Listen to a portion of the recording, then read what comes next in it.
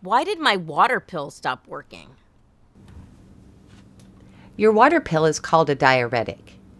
Medications such as Lasix or furosemide, Bumex, torsemide, and metolazone are diuretics. There are many reasons why your diuretic may not be working as well as it once did. First, you should look at your sodium and fluid intake. Have they increased recently? If you have had a recent change in your eating habits, such as eating out more, added a new, very high sodium food item, or started drinking a lot more fluids lately, you will need to eat and drink less of these things, or your diuretic dose may need to be increased. If you have been on a diuretic, such as Lasix, for a long time, your kidneys may have become resistant to the current dose and you may need a higher dose, a different diuretic, or an additional diuretic. Sometimes people get swelling in the tissue of their stomach and bowels. This will make it hard for your diuretic pills to absorb through the swelling. We call this swelling gut edema. This may be a problem if you notice your pants feel tighter around the middle. Your stomach appears bloated or swollen. You have lost your appetite. Feel full after eating a small amount. Are short of breath when you bend over. Or develop nausea and or vomiting. You might be able to prevent this by calling your doctor at first signs of heart failure symptoms such as fast weight gain, new or worsening shortness of breath, and or a chronic cough. If you get gut edema, sometimes it will improve if your doctor increases or changes your diuretic. If there's not improvement or things worsen the day after a change in your diuretic, please contact your doctor's office right away.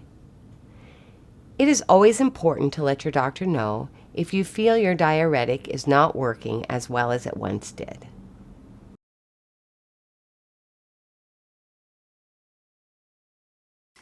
So, do I really need to limit my salt? The amount of sodium you can consume in a day may depend on the severity of your heart failure. The Dietary Guidelines for Americans recommends no more than 2,300 milligrams of sodium per day. This is equal to about 1 teaspoon of table salt.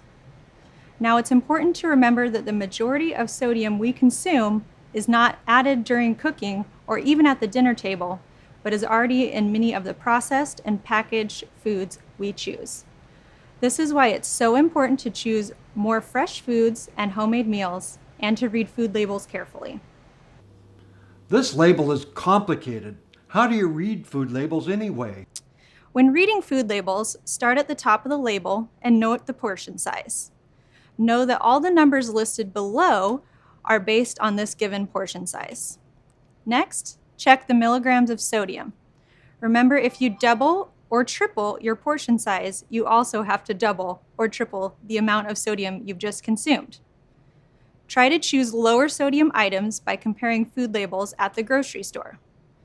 Food with 140 milligrams of sodium or less per serving are considered low in sodium, but foods with more than 300 milligrams per serving may not fit into your reduced sodium eating plan. Food claims can also be misleading, so it is always best to read the nutrition facts panel whenever possible. How do I cook low sodium and still make it taste good? When cooking low sodium, try to choose fresh, minimally processed foods from the grocery store. For example, buy fresh or frozen vegetables instead of canned. Choose fresh meats or poultry and seafood instead of processed varieties such as deli meats, hot dogs, or bacon. Learn to make your own low-sodium soups from scratch or even your own spice blends. Opt for fresh fruits or unsalted nuts for snacks instead of salty chips or crackers. Low-sodium eating doesn't have to taste bland. Learn to flavor your foods without adding salt by playing with fresh or dried herbs and spices, citrus, vinegars, garlic, onions, peppers, etc. I just came back from having Thai food. What about eating out at restaurants? Restaurant meals are typically very high in sodium, often giving you 1,000 up to 5,000 milligrams of sodium per meal. If you are going to eat out, ask for the nutrition information when available and remember to avoid high sodium items such as soups, sauces, condiments, processed meats, cheese, and even bread. Ask for your food to be prepared without added salt, request sauces on the side, and of course, avoid using the salt shaker at the table. What about fluid? It is also important to remember to limit your daily fluid intake, as excess fluid in the body can lead to the heart working overtime. In general, aim to keep your daily fluid intake to 2 liters or less per day, depending on your doctor's recommendations. 2 liters is equal to about 8 cups and includes anything liquid at room temperature. You may find it helpful to measure your different serving cups, mugs, and bowls at home to better track how much fluid you may be consuming in a given day. Remember to count your morning coffee, your glass of juice, or even your bowl of soup or milk in your cereal. What is the relationship, if any, between sleep apnea and heart failure? Sleep apnea is a very common condition where your breathing stops either from obstruction, soft tissue in the back of your throat blocking your windpipe while sleeping, or your brain not telling your muscles to breathe for you appropriately. If this is happening more than 5 times an hour, you have sleep apnea. Most people have no idea that they are doing this at night, though you might get complaints from others about your snoring or feel more tired than normal during the day. People who have high blood pressure and heart failure often have sleep apnea as well. Sleep apnea can worsen these conditions. This happens because when you stop breathing, there are stress signals sent from the brain to try and stop the apnea that can trigger blood pressure to rise and cause stress on the heart and lungs. We diagnose sleep apnea by doing testing in a sleep lab, and we measure these episodes where you stop breathing. Once confirmed, treatment is generally with a CPAP mask, which come in a variety of styles for comfort and provide a small amount of pressure to keep the airway open and prevent these stressful episodes of interrupted breathing.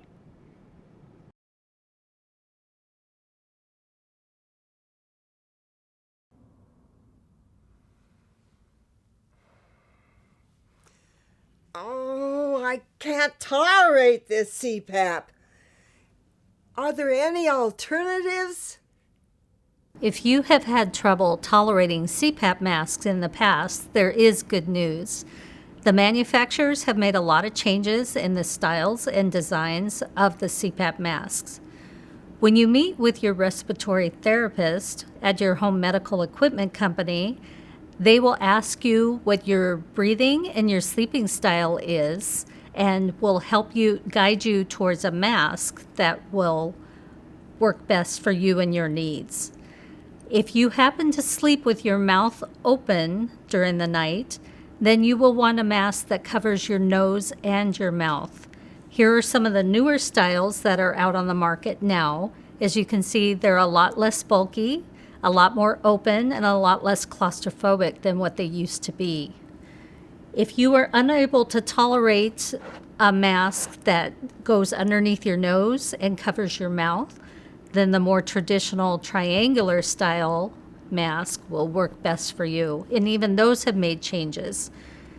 They have low memory foam linings that will make it a lot softer against your face and a lot more tolerable for a lot of people. If you are able to breathe with your mouth closed and breathe in and out through your nose, then we have a whole different set of masks for you that you might be able to choose from. If none of these options work for you, there are other alternatives out there to treat your sleep apnea. One of them is an oral appliance, which is a device that you put in your mouth while you sleep, and it lifts your jaw forward and opens up your airway. There are artificial stimulators for the airway that can be implanted, and there are surgical options as well. To explore these other options, just consult with your sleep specialist.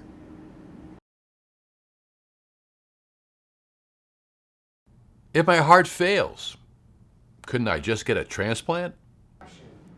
Great question. Heart transplantation is an incredible life-saving opportunity for many patients living with advanced heart failure. There are nearly 3,500 heart transplants performed in the U.S. every year, but there are over 5,000 patients listed and awaiting heart transplant.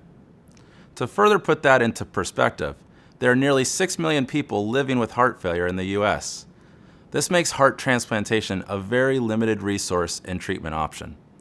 Our goal is to always help patients with the very lowest risk option to help them live longer and enjoy a great quality of life. Because 1-year survival with heart transplantation is approximately 90%, patients must have a very injured heart that is unlikely to get better in order to be eligible for a heart transplant evaluation. There are very strict criteria set up to help ensure the best possible outcomes for patients who undergo heart transplantation. In general, heart transplant candidates are under the age of 70, have no other significant health problems such as cancer, uncontrolled diabetes, significant lung, liver, or renal disease. There needs to be a minimum of 6 months no alcohol, tobacco, or other drugs with documented abstinence just to undergo the evaluation for candidacy. If you think you may benefit from or be eligible for a heart transplantation, please don't hesitate to ask your medical team.